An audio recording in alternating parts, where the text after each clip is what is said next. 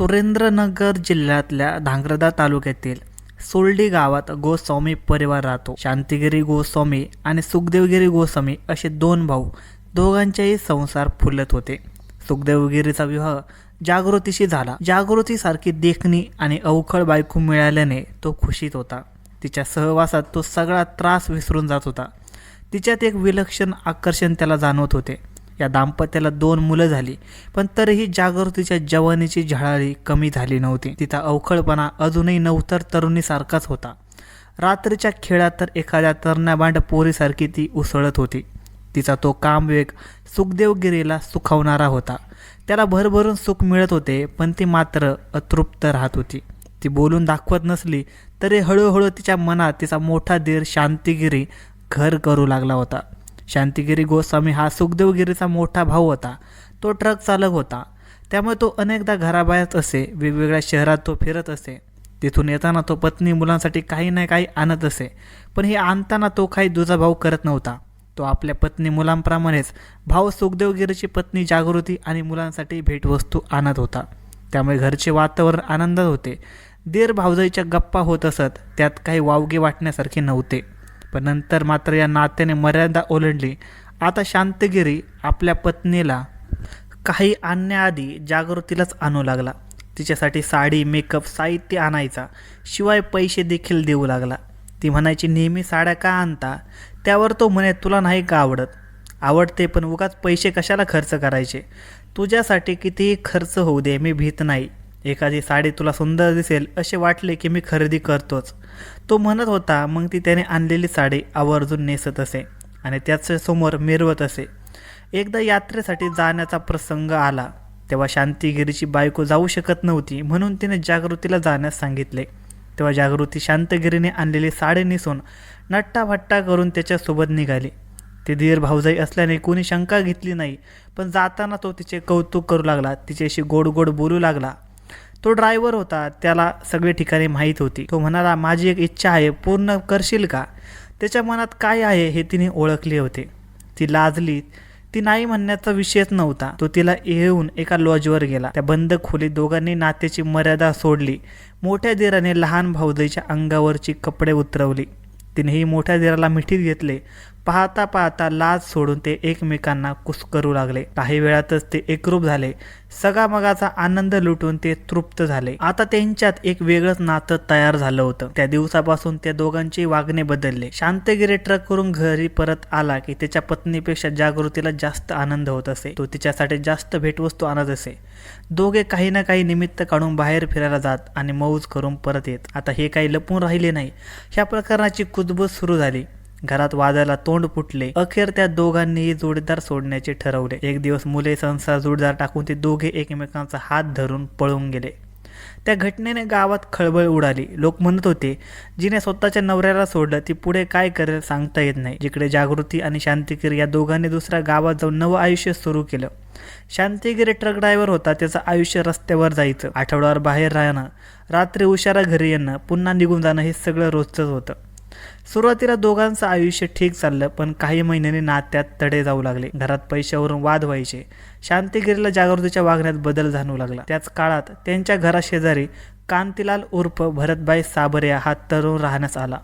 कांतीलाल बोलका होता, मदत करणारा होता. शांतिगिरी बाहेर असताना तो अनेकदा जागृतीशी बोलायचा. सुरुवातीला शेजार धर्म म्हणून सुरू झालेल्या गप्पा हळूहळू जवळीकीमध्ये बदलल्या. शांतिगिरी घरी असेल तेव्हा जागृतीवर प्रेमाचा वर्षाव करत होता, पण तो बहुतेकदा ट्रक घेऊन परगावीच असे. त्यामुळे एकाकी पडलेल्या जागृतीला सुखाची ओढ लागत होती. त्यातच बोलका कांतीलाल नेहमी तिच्या मागे पुढे फिरत असल्याने तिच्या मनात वासना जागी झाली. तिला कांतीलालसारखा तरणा बांड पुरुष मिळावा असे वाटत होते. दुसरीकडे भरदार देहाची जागृती पाहून कांतीलालच्या भावनाची उत्तेजित झाल्या होत्या. दोघांच्याही मनात वासनेची आग लागल्याने नीतिनियम जळून खाक झाले. ती एकटीच घरी असे तर कांतीलाल घरी एकटाच असे. तो आता तिच्या घरात कधीही येऊ लागला आणि बोलत बसू लागला. ती त्याला अडवत नव्हती, उलट ती त्याला नेहमी घरी येण्यास सांगत असे. तो आता मित्रांबरोबर फिरण्यापेक्षा तिच्या सोबतच गप्पा मारण्यात वेळ घालवत होता. दोघांचे जवळीक वाढत गेली, स्पर्श सवयीची बनले, हात धरणे, चेष्टामस्करी, जवळ ओढणे, लाडी बोलणे यातून घसट इतकी वाढली की एक रात्र अशी आली की तिने त्याला आपल्या जवळच थांबवून घेतले. त्याला माहित होते की तिने थांबण्याचा आग्रह का केला. रात्रीचा काळोख वाढला, सगळीकडे शांतता पसरली होती. तसे दोघांच्याही मनात वासनेचे वादळ घोंगावू लागले होते. त्याने दरवाजा बंद केला. तो अधीर मनाने तिच्याजवळ आला, तिच्या मानसर शरीराला बिलगला. त्याचे हात तिच्या पाठीवरून फिरू लागले. त्याचे टणक स्पर्शाने ती शहारली. तो नवतरुणाचा स्पर्श तिला उत्तेजित करणारा ठरला. तर तिचे ते मोठे स्तन, पोटावरच्या घड्या, नितंबाचा ढेरेदार घेर तिच्या संयम संपत होता. काही वेळात त्याचा वेग वाढला. तो जोराने तिचे शरीर रगडू लागला, कुस्कुरू लागला. ती सुस्कारे सोडत त्याला जास्त जवळ ओढून घेऊ लागली. काही वेळात दोघेही नग्न अवस्थेत एकमेकांच्या मिठीत होते. तिचे गुबगुबी शरीर त्याला आवडले, तर तिचे तगडे पिळदार शरीर तिच्या सुखवणारे होते. दोघेही एकमेकांवर तुटून पडले. वासनेचे वादळ काही वेळानंतर शांत झाले. दोघे तृप्त होते, पण भूक भागली नव्हती. त्या दिवसानंतर ती पुन्हा एका नव्या पुरुषाच्या मिठीत सुख भोगू लागली. दरम्यान तिची ओळख दीपक नावाच्या तरुणाशी झाली. तो छोटा उद्योजक होता. सोशल मीडियावर तिचे फोटो पाहून तो तिच्यावर फिदा झाला होता. तो तिला मेसेज पाठवत होता, कॉल करत होता. सुरुवातीला गंमत म्हणून ती बोलत होती, गप्पा मारत होती, पण हळूहळू ही मैत्री घनिष्ठ बनत गेली. त्याच्या मनात काय आहे हे अनुभवी जागृतीने हेरले होते. तोवर हा प्रकार कांतेलाच्या लक्षात आला, पण त्याने काही तिला अडवले नाही. इतकेच नाही तर दीपक आवडला असेल तर त्यालाही बोलवून घे असा सल्ला त्याने दिला. तसेच त्याने दीपकशी संपर्क करून त्या दोघांचे सूत जमवून दिले. दीपकला तिच्या घरी बोलावून आणले. आता तो दीपक सोबत शरीर संबंध ठेवू लागली. कांतीलाल त्या दोघांच्या संबंधात जणू मध्यस्थी करत होता. आता तिच्या आयुष्यात शांतिगिरीपेक्षा कांतीलाल महत्त्वाचा वाटू लागला. या सगळ्या प्रकरणाची गावात कुजबूज सुरू झाली. काही जणांनी ही माहिती शांतिगिरीच्या कानावर घातली. त्यालाही संशय येऊ लागला. घरात वाद वाढत चालले होते. दोघा सतत भांडणे व्हायची. आता जागृतीला वाटू लागले की कांतीलालही सुखाने राहायचे असेल तर शांतिगिरीचा अडसर बाजूला केला पाहिजे. तिच्या या मताला कांतीलालने दुजोरा दिला. आता दोघांनी मिळून शांतीलालला बाजूला करण्यासाठी कटकारस्थान रचण्यास सुरुवात केली. पण आपण या प्रकारात अडकू नये यासाठी त्यांनी खुनाची सुपारी देण्याचे नियोजन केले. त्यांना तसा मारेकरी सापडला. या खुनासाठी युनिस तयार झाला. तो गुन्हेगारच होता. 25,000 रुपये तो शांतिगिरीला मारण्यास तयार झाला. त्यानंतर पूर्ण प्लॅन तयार झाला. प्लॅननुसार एक रात्र ठरली. युनिस शांतिगिरीच्या घरात शिरला. घरात अंधार होता. शांतिगिरी गाढ झोपला होता. युनिस काही क्षण त्याच्याकडे पाहत उभा राहिला, पण त्याची हिंमत झाली नाही. पकडले जाण्याची भीती त्याच्या डोक्यात आली. त्याने हत्या केली नाही. त्यावेळी त्याने झोपलेल्या शांतिगिरीचा फोटो काढला आणि जागृतीला पाठवला. काम झालं असा खोटा मेसेज करून त्याने पैसे घेतले. पण दुसऱ्या दिवशी सकाळी शांतिगिरी जिवंत उठला. तसेच जागृती आणि कांतीलाल हादरले. सगळा प्रकार त्यांच्या लक्षात आला. खुनाची सुपारी म्हणून स्वस्तात व्यवहार केला, पण युनिस 25,000ला चुना लावून गेला होता. आता त्यांना स्वतःच हत्या करावी लागणार आहे याची त्या दोघांना जाणीव झाली होती. काही दिवसांनी पुन्हा चाल करण्याचे ठरवले. त्या रात्री शांतिगिरी दिवसभराच्या थकव्याने झोपला होता. घरात शांतता होती. बाहेर अंधार पसरला होता. काळोख्यात कांतीलाल हळू शांतिगिरीच्या जवळ गेला.